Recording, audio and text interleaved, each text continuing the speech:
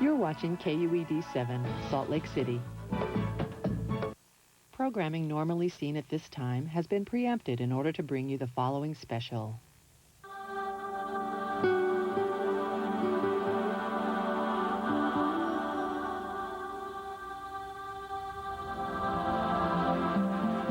They dominated the Murray Skyline for as long as anyone can remember. Two stacks, giant industrial chimneys which came to stand along 53rd South, decades before the asphalt and interstate, the mirrored glass buildings, before a single plane had crossed the sky overhead, or anyone had even imagined a thing called the internet. They were here when the roads were dirt and clay, when horses and shoe leather, rather than high-speed trains and automobiles, were the means of making the morning commute. Now, more than a half-century after the smelting industry closed up shop and left town forever, their purpose and their story has been virtually forgotten. Once, such giant brick chimneys were a common sight in industrialized America. But in the past few decades, they have all but disappeared, as one after another has been brought down. By the year 2000, the Murray Stacks were virtually the last of their kind left standing in any American city.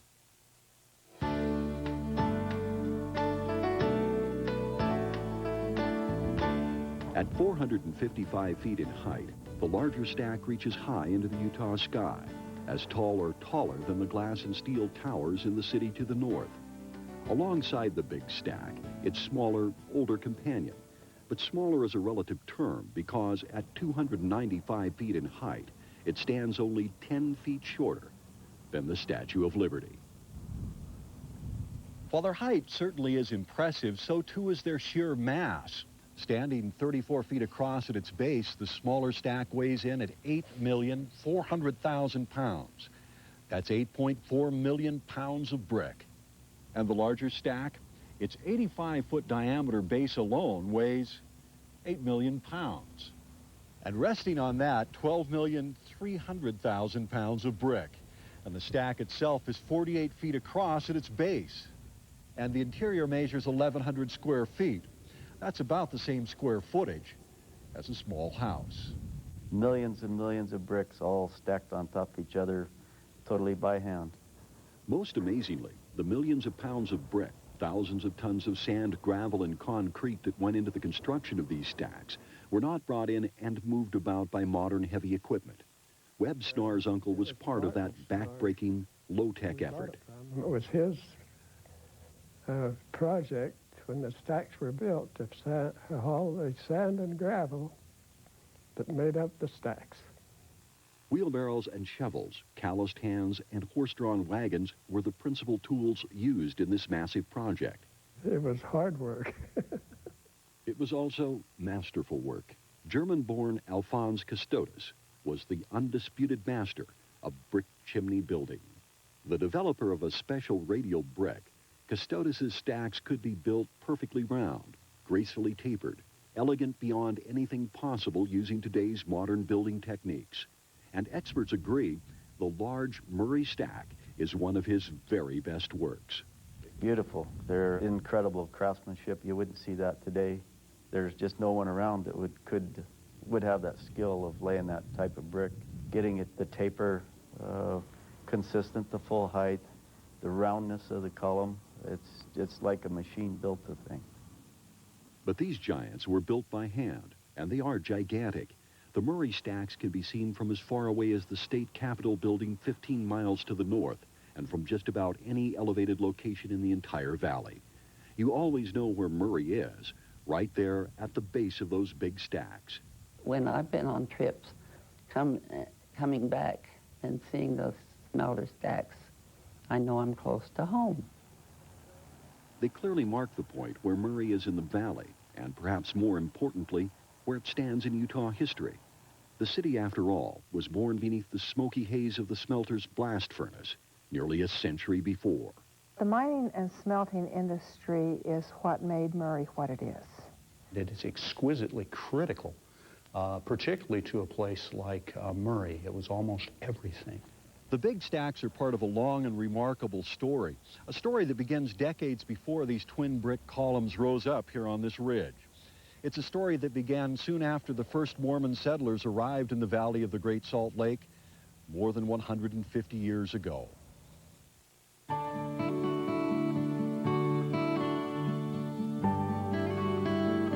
1848, just 1 year after the Mormon settlers had arrived, they found more than freedom from religious persecution in their new home.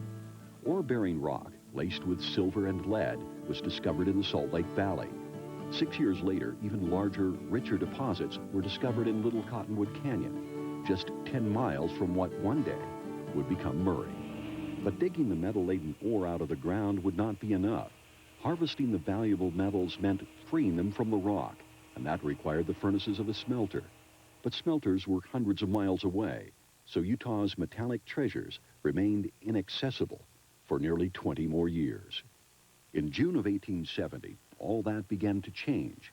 The first smelter was built in what would become the Murray area. The Whittle Brothers smelter was small and crude by modern standards, but it produced ingots of metal, beginning a flow of refined gold, silver, copper, and lead that would continue for decades, aided in no small part by another 1870s addition to the valley's expanding industrial resources, the railway. With the advent of the railroad, it made it easier to bring ore in and get the products of smelting out. By 1872, smelting was well established in the South Valley. The largest, most advanced smelter yet began operation in November of that year. It was called Germania. A brilliant engineer, F. Anton Eilers, developed new, highly productive techniques for smelting metals at the plant. The work that was being done in Murray, particularly at the Germania smelter at the time, was revolutionary. Considered the father of modern lead and silver smelting, Eilers put Murray on the world map and Utah metals production into high gear. So while a growing stream of metal flowed out of Utah on the new railroad, immigrants looking for work at the booming smelters began to flood in. There were Southern Slavs, there were Italians, there were Greeks, there were Northern Europeans, so it was a very diverse population, not at all like your standard Utah Mormon village. Many smelter workers settled in an area owned by a Swiss farmer named Christian Berger. It became known as Bergertown. Within walking distance of the smelters, fortunate smelter families found shelter in modest frame homes. Others were at times left with less comfortable accommodations. They lived in very small homes that were probably owned by the smelter a lot of the time, even in tent towns sometimes. The largest segment of the immigrant population, about half of all smelter workers, were Greek. The Greeks brought some unique elements of culture and color into Murray, an influence that persisted well into the next century. Aspects of Greek culture, like coffee houses, brought an exotic and interesting element to State Street. They'd sit there and drink their coffee, and they also had these water pipes. I can see them big fancy water pipes, and the guys would sit there at the tables and drink their coffee and smoke their water pipes. There was at times a bit too much color brought into the valley by smelter workers. Unlike the Mormon settlers, the newcomers were often rough and rowdy by comparison. It was not Brigham Young's Utah. Brothels, saloons, shootings, lynching problems. You know, it was the Wild West of the 1870s, 1880s, downtown Murray. It was very wild. In fact, it was said that if you couldn't find a drink anywhere else on State Street, you could find it in Murray. At one time, Murray had 43 bars and saloons. Plus, there were a couple of breweries.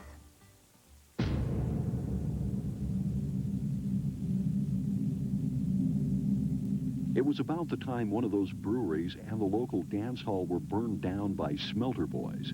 The push began to make Murray an incorporated city. The rowdy element and their bad behavior apparently needed to be brought under control. The Salt Lake County Sheriff didn't like coming out here. In fact, one of the reasons that Murray actually was incorporated was because the problems that were happening here needed better law enforcement and needed some structure. But that structure would also mean city taxes, and the big smelter operators wanted none of that. American Smelting and Refining, which bought the Germania smelter in 1899, was planning to build a big new plant in Murray. ASARCO didn't want a big new tax bill to go with it. But despite smelter opposition, Murray became an incorporated city in November of 1902. It was also the year the first of the big stacks and the vast new lead smelter it served went into operation. Smelting was keeping Murray's economy alive and well. But by 1902, it was apparent the same couldn't be said for much else in and around the city.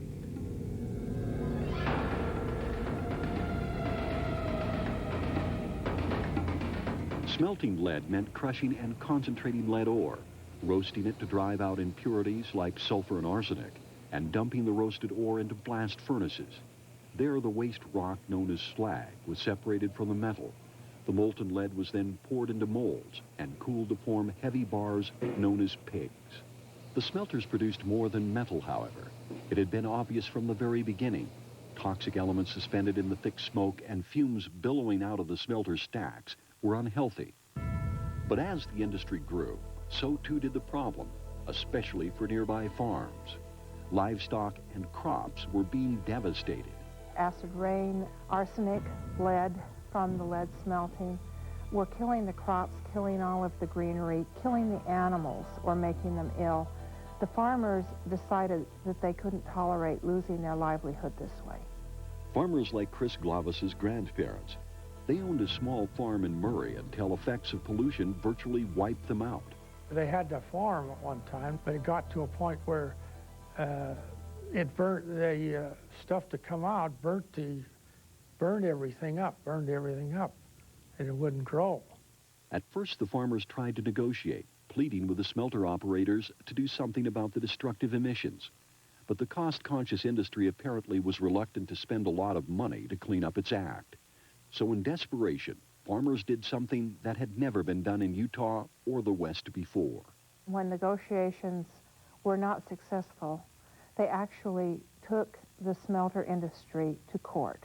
They were the first ones where the private citizen filed suit against large industry for remediation in an economy because of an environmental problem. It was the West's first environmental lawsuit, and in 1907, the farmers that filed it prevailed, winning their battle in court. The court ordered the smelters to reduce their toxic emissions or shut down.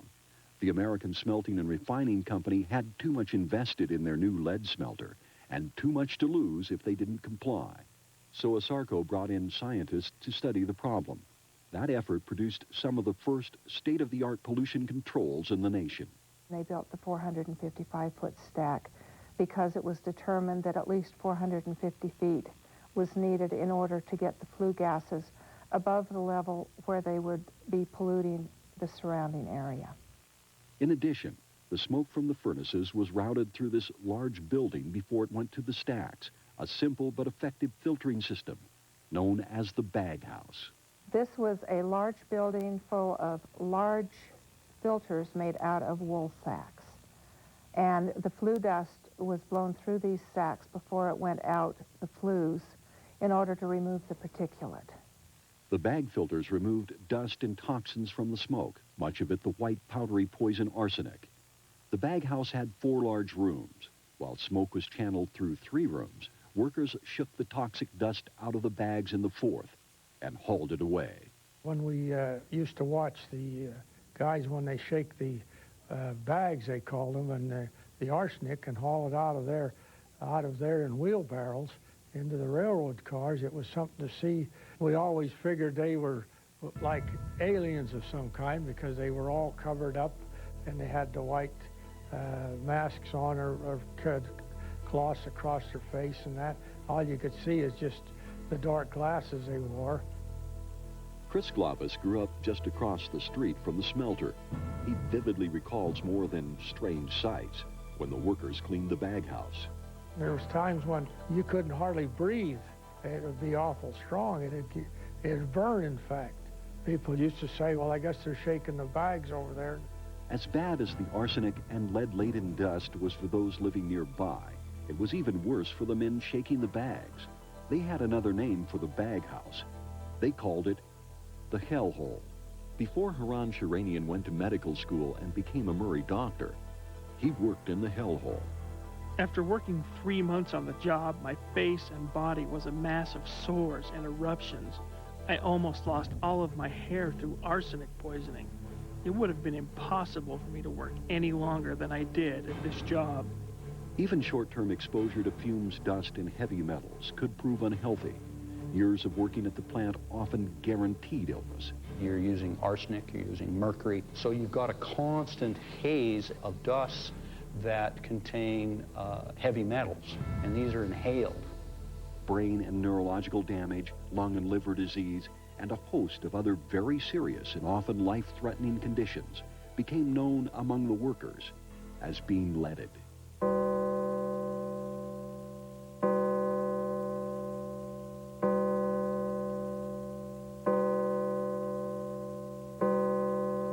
And heavy metal poisoning was by no means the only hazard.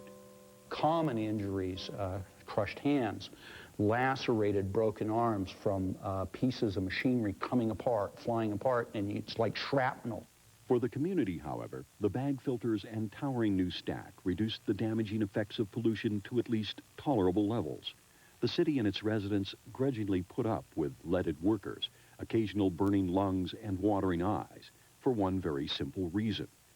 That big smoky plant on the hill may look like a lead smelter, but for Murray's economy, it was nothing less than a gold mine.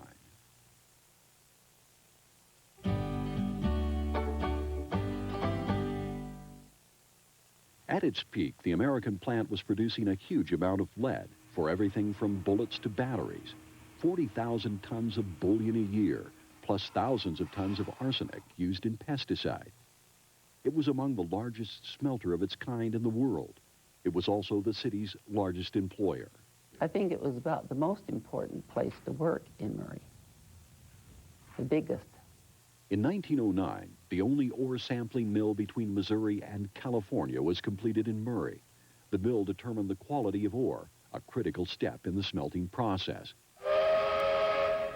The mill, combined with a unique connection to both the Rio Grande and Union Pacific railroads, made the city a smelting mecca for the entire West. Trainloads of ore from Arizona, California, Montana, Idaho, and Nevada rolled into the city, and Murray's smelting industry boomed like never before. Hundreds of smelter workers poured tens of thousands of dollars into the local economy. Local businesses from grocery stores to barber shops owed their economic survival to smelting.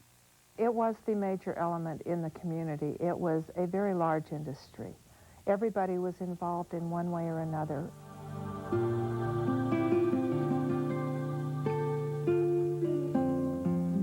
The dominating presence of the smelters was the central thread woven into the very fabric of life here, traces of that influence which remain to this day. From streets bearing names like Germania and Bullion to even the high school colors. Murray's orange and black were originally chosen to represent the colors of glowing smelter slag at night. And the Murray Spartans were once known by another, more industrially appropriate name. They called them the Smelterites, but we had orange and black colors, which I think they still have today. The orange and black slag-inspired colors may seem a strange choice for a school, but in early 20th century Murray, there was no more interesting or colorful sight to be seen in all the town. Well, that was one of our favorite things to do, is to sit on the porch and watch when they dumped this red-hot slag over the mound, and it would look like a volcano. And it made quite a fireworks to see them dump all those big cars. You could feel the heat through the sidewalk in the wintertime especially. It was red hot. Well, that was quite a colorful thing when you came by there at nighttime.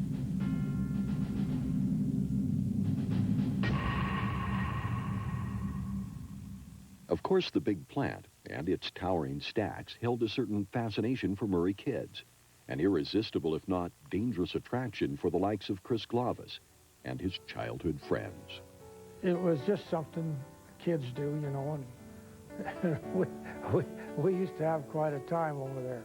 Chris recalls when he was 10, the lure of adventure and the decision to climb the big stack with a friend proved to be a bit more frightening than fun. We started climbing that stack, but we got up, I think we went up to about the second landing. And then we got a little scared because the wind was blowing. Then we laid up there for a long time. We kind of didn't really wanted to come down. We was a little scared about coming back down. Less frightening, but perhaps as much fun, that big lagoon that stretched along State Street. Filled with contaminated water from the plant, it also teemed with an obviously hardy variety of fish. We used to catch these sun perch, and at the time, across the street from the pond was a big trough where the horses watered, and we used to take them over there and put them in there to keep them alive for a while. While climbing the stacks, fishing in the waste pond, and watching the fireworks display at the slag dump provided kids with some interesting, if not risky, diversions. The smelter provided their parents with something far more important, work, and a relatively dependable source of income. There was, however, a lot of work to be done, and not a great deal of money to be made. 7 days a week. And I just found out recently the money they made was for a month would be between $100 and $125. Dorothy Robinson's father supported his family of 12 with a smelter paycheck, wages he earned working not just every day of the week, but every day of the year, every day except one. That was when the smelters would close and kids and parents spent the day together at Lagoon, not the big toxic waste pond along State Street, but the wondrous amusement park north of the city. That was about the only day the smelters had off. In those days, no one expected or got extravagant fringe benefits like paid vacations. Those willing to work hard, who didn't become leaded or injured, did receive one important benefit, however: job security. Holding the all-time record for years on the job, John Oberlander. Skilled in furnace operation, John went to work at the old Germania plant in the 1880s. On July 4th, 1918, as he raised the flag at the dedication ceremony for the big new Murray stack, John had been on the smelter payroll for nearly 40 years. He started working at the smelter at that time, clear back in the 80s, and worked there until his 94th birthday.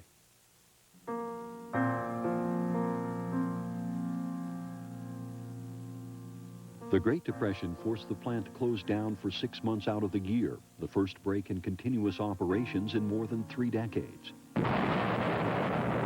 Then World War II exploded, and suddenly there was a large and desperate need for Murray's lead. It was actually taken over by the government as a defense plant. It was critically important to the entire country. A significant number of the bullets that stopped the threat of fascism dead in its tracks during those dark and uncertain years came from the furnaces of the Murray smelter. But after the war, demand for lead and supplies of quality ore declined dramatically. The plant's days were clearly numbered. By 1949, ASARCO finally called it quits, and the last puff of smoke drifted away from the great stacks. The furnaces went cold. The buildings and machinery began to be dismantled. But the big stacks remained, obvious and unmistakable landmarks. For decades, pilots used the towering brick columns as a critical reference point as they lined up to make their approach to the Salt Lake International Airport. And for a time, the Big Stack became a vertical billboard for Harmon's, the nation's first Kentucky Fried Chicken outlet, featuring a huge likeness of Colonel Sanders himself. Its height also made it an ideal telecommunications radio tower, spiked at the top with an array of antennas, sending and receiving radio transmissions to fire trucks, police cars, and other emergency vehicles across the entire valley. The stacks, however, are more than the valley's most prominent landmarks, or the world's heaviest, most brick-intensive radio tower. It's a monument to Murray. They're just part of Murray. That is Murray.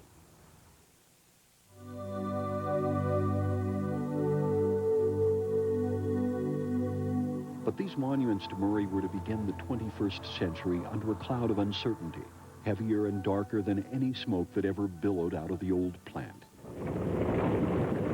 The land upon which they stood was being cleared of lead and arsenic contamination, heavy equipment leaving nothing standing but the stacks themselves. And soon, they would be gone as well.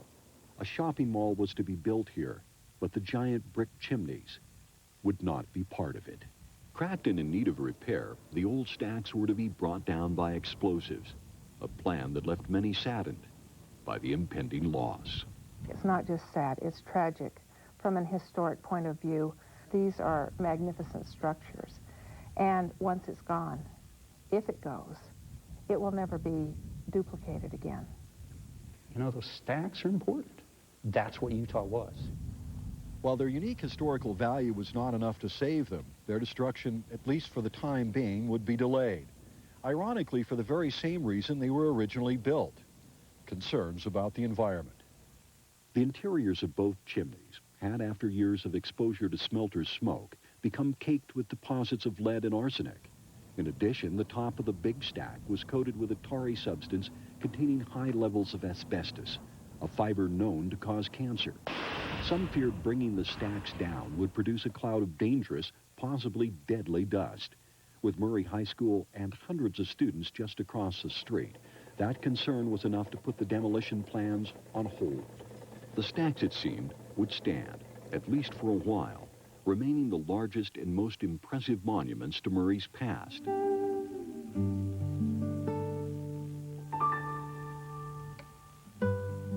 The smeltermen, with their weathered faces and calloused hands, the hot lead and unhealthy fumes, the fiery and fascinating business of smelting ore, are now only memories, fading like old photographs with just one tangible solid link remaining between then and now, us and them.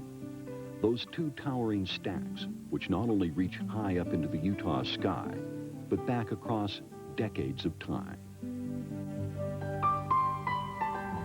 When or if those giants on the skyline fall, that connection will be severed, and certainly part of the past and perhaps some important lessons for the future will be lost forever. If you do not pay attention to your history, you do not understand what's happening to you now, and the future has no meaning.